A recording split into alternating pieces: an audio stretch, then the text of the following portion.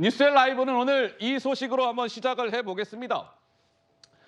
어제 눈이 펑펑 쏟아지는 가운데 윤석열 대통령과 한동훈 국민의힘 비대위원장이 충남 서천에서 만났습니다. 이런 모습이었지요. 영상으로 먼저 만나보시죠.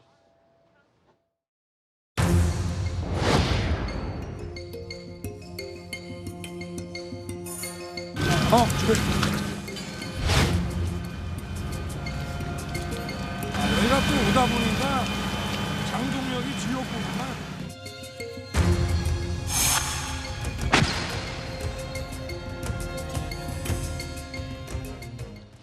자, 윤석열 대통령과 한동훈 비대위원장이 어제 만났습니다. 충청남도 서천에서 서천 그 특화시장에 이제 화재가 있었기 때문에 저 두 분이 이제 방문을 한 것이지요. 그런데 정리를 해보자면 이러했습니다. 그러니까 한동훈 비대위원장이 1월 17일 날 서울시당 신년 인사회 자리였던가요? 그것에서 김경률 비대위원이 서울 마포울에서 정청래와 붙을 것 같습니다. 라는 취지의 이야기를 했고 쭉 이러한 과정이 있었고 어제 말씀대로 서천 화재 현장에서 저 두 분이 조우를 했다. 그러니 김경률 마포울 출마 발표가 있은 지 엿새 많이 되겠고요. 그리고 3인 회동에서 한동훈 비대위원장을 향해서 사퇴하시오 라는 내용의 보도가 나온 걸로 보면 이틀 만에 윤석열 대통령과 한동훈 비대위원장이 눈이 펑펑 내리는 가운데 조우를 한 겁니다.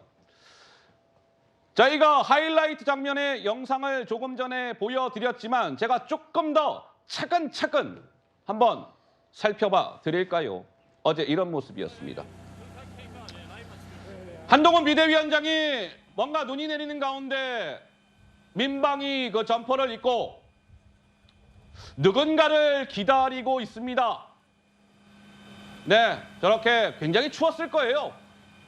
그런데 뭐 우산 같은 거 없이 저 추워하잖아요. 한동훈 비대위원장도 민방위 저 새로 바뀐 초록색의 민방위 점퍼를 입고 아이 귀가 시려워요. 귀도 만지고요. 한 15분 정도를 기다렸다. 그런데 마침내 윤석열 대통령이 저 현장에 도착을 합니다. 한동훈 비대위원장 윤석열 대통령이 도착을 하자 소위 우리가 폴더 인사라고 하죠. 90도 인사를 하고 윤석열 대통령은 한동훈 비대위원장의 어깨 부분을 툭 한번 칩니다. 지금 보시는 바와 같이 한동훈 비대위원장 뭐 깍듯이 대통령에 대한 예우를 표했고 그래서 저렇게 만난 저 두 분은 그 화재 현장을 둘러보는 장면 저렇게 소방 관계자가 브리핑을 할 때 나란히 서서 무엇이라고 얘기하는지를 듣고 화재 현장도 함께 둘러봤습니다. 지금 보시는 바와 같이요. 그런데 이제 한동훈 비대위원장이 윤석열 대통령과 공식적인 자리에서 비대위원장에 취임한 이후로 두 번째 만나는 겁니다. 어제가요. 1월 3일 날 신년 인사회가 청와대 영빈관에서 있었을 때의 모습은 좌측. 그리고 어제의 만남의 모습은 오른쪽. 막 이런 모습이었습니다.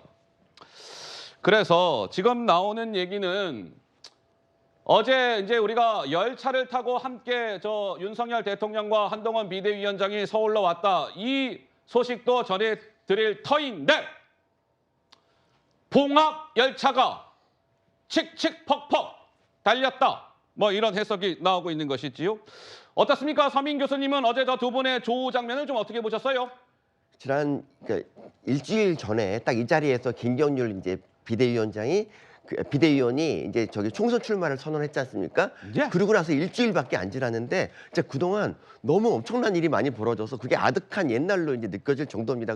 근데 이틀 전에 그 뉴스 있지 않습니까? 뭐 비서실장이 한동훈 위원장한테 이 사퇴를 요구했다. 이 소식에 저희 보수 지지자분들이 정말 많은 상처와 충격을 받았습니다. 그래서 근데 원래 제가 생각하기에 저 두 분은 국정 철학을 똑같이 공유하고 있고요. 이번 총선 승리가 누구보다 중요하다는 거를 잘 알고 계시기 때문에 사실 갈등이랄 것도 없고 그냥 잠깐 이제 좀 대통령께서 조금 이제 기분이 상하신 게 아닌가 싶고 근데 지금 그래서 이제 이거는 뭐 원래 만나서 그냥 어깨 툭 치면 해결되는 일이기 때문에 저는 이 갈등이라는 것도 그렇게 대단한 것도 아니었고 그리고 지금 뭐 완전히 다시 원팀이 됐다라고 생각합니다. 자, 우리 시청자 여러분들 뉴스웰 라이브 어제 시청을 하신 분들은 기억들을 하시겠지만 제가 어제 뉴스웰 라이브 이 소식을 전해드리면서 그 말씀 드렸잖아요. 자, 어제 뉴스웰 라이브는 오늘의 포인트는 윤석열 대통령과 한동훈 비대위원장의 뭔가 이 봉합 수순에 들어갔다. 거기에 초점을 맞춰서 봐주시면 좋을 것 같습니다. 이렇게 말씀을 드렸는데 실제로 뉴스웰 라이브 방송이 끝나고 머지않은 시간에 저 두 분이 만난 거예요. 그런데 어제 이제 서천에서 일정을 다 마치고 윤석열 대통령이 한 비대위원장에게 야 이거 눈도 많이 내리고 날씨도 안 좋은데 내 그 열차 타고 전용 열차 타고 같이 서울로 갑시다. 그랬더니 한동훈 비대위원장이 아유 근데 제가 앉을 자리가 있습니까? 있어. 같이 갑시다. 해갖고 KTX 전용 열차 편을 같이 타고 서울로 향했다는 것인데 주변에 같이 있었던 사람은 이런 얘기를 했더라고요. 윤석열 대통령이 그 열차 타고 칙칙폭폭 서울로 향하면서 한동훈 비대위원장에게 옛날에 그 검사 시절의 추억담을 말하기도 했다. 이런 얘기가 나왔습니다. 그런데 어제 동선을 보면 이러했지요. 한동훈 비대위원장이 오후 1시쯤에 먼저 그 서천의 화재 현장에 도착을 했고 윤석열 대통령이 1시 40분쯤에 도착을 해서 아까 보신 바와 같이 두 분이 조우를 했고 이제 그 일정을 마치고 서천에는 그 역이 없으니까 그 인근의 익산역으로 이동을 해서 익산역으로부터 KTX 대통령 전용 열차편으로 같이 타고 왔다. 그러니 오후 2시 50분에 열차가 출발을 했고 서울에 도착한 시간이 오후 3시 50분이었으니까 1시간가량 열차 안에서 저 두 분이 이런저런 대화를 나누지 않았겠습니까? 그런데 보시면 또 이런 얘기도 나왔습니다. 윤석열 대통령이 결과적으로는 한동훈 비대위원장에게 약간 좀 손을 내민 거 아니냐 이런 건데 한동훈 비대위원장이 그 서천의 화재 현장을 방문한다는 소식을 윤석열 대통령이 보고를 받고 그래? 그러면 저 한동훈 비대위원장 가고 있을 그 시간에 맞춰서 나도 갈 테니까 한번 만나보지 이랬다는 것이고 그리고 조금 전에 말씀드린 것처럼 윤석열 대통령이 한 비대위원장에게 네 열차 타고 같이 가자 이렇게 먼저 제안을 했다는 것이고 그렇습니다. 그래서 우리 성치훈 부의장께서는 어떻습니까? 이틀 만에 어쨌든 봉합이 됐다 이런 해석이 뒤따르고 있는데 우리 성 부의장은 좀 어떻게 보세요? 봉합이 된 건지 알 수 없지 않습니까? 왜냐하면 갈등이 왜 생겼는가를 고민해봐야 되는 건데 결국 갈등의 원인은 김건희 여사 명품백 수수를 사과할 것인가 말 것인가에 있다는 것은 공식적으로 발표된 건 아닙니다만 모두가 그렇게 생각하는 거 아니겠습니까? 그리고 이 그 한동훈 위원장은 윤석열 대통령의 갈등을 보면서 아까 보수 지지층도 매우 상처를 많이 받았다고 하고 국민들도 많이 놀랐을 거라고 하는 게 사실 대통령과 여당 당대표의 갈등이 그렇게 놀라운 일은 아닙니다. 박근혜 대통령 때도 김무성 대표와의 갈등도 있었고 지금 윤석열 대통령도 직전 대표의 전 대표거든요. 이준석 전 대표와의 갈등도 있었고.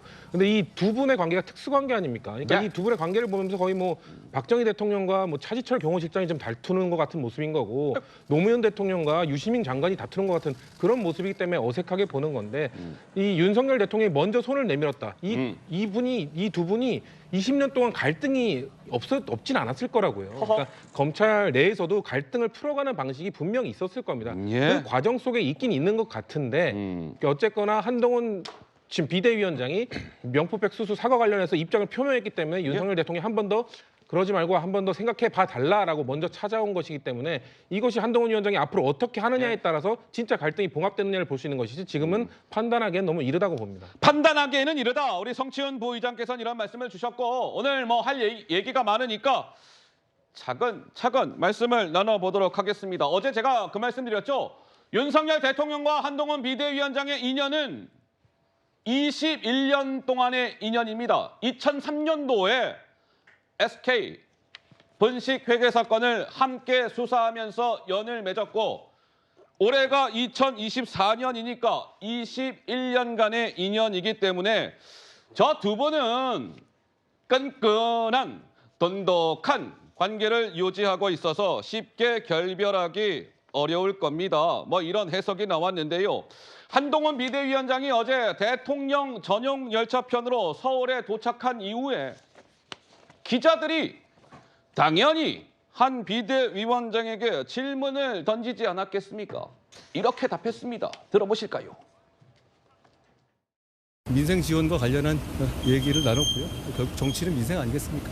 그런 점에서 민생에 관한 여러 가지 지원책이라든가 이런 부분에 대해서 건설적인 말씀을 많이 하셨고 제가 잘 들었습니다. 두 분 만나신 걸로 그럼 갈등은 좀 봉합이 됐다고 보면 되는 건지. 저는 대통령에 대해서 깊은 존중과 신뢰의 마음을 가지고 있고요. 그게 변함이 전혀 없습니다. 그리고 저는 뭐 지금보다 더 최선을 다해서 4월 10일에 국민의 선택을 받고 이 나라와 우리 국민들을 더 잘 살게 하는 길을 가고 싶습니다. 그 여자 명품백 관련.